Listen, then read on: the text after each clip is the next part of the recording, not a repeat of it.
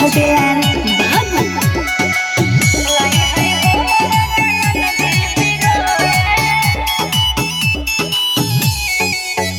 लगे डर देखी के हम मोर देखी के खाली कर दबिया घर मोर देखी के।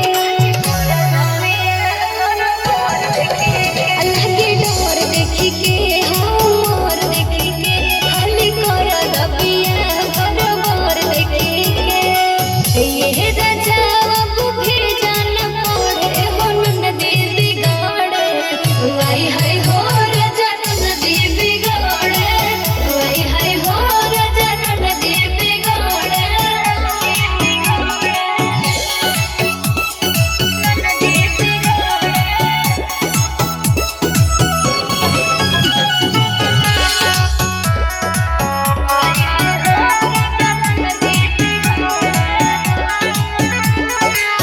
कर दा शादी तू अपन बहिन के छोट छोट कपड़ा घुमेली पहिन के। कर दा शादी तू अपन बहिन के छोट छोट कपड़ा घुमेली पहिन के।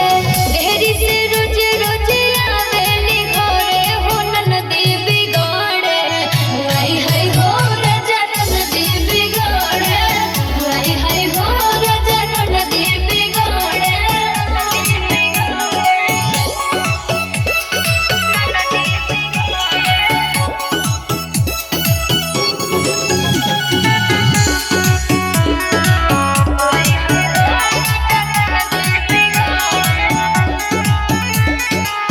राइटर छोटू जे मनवा न बतिया माटी में मिला दी उ कुली इज्जतिया।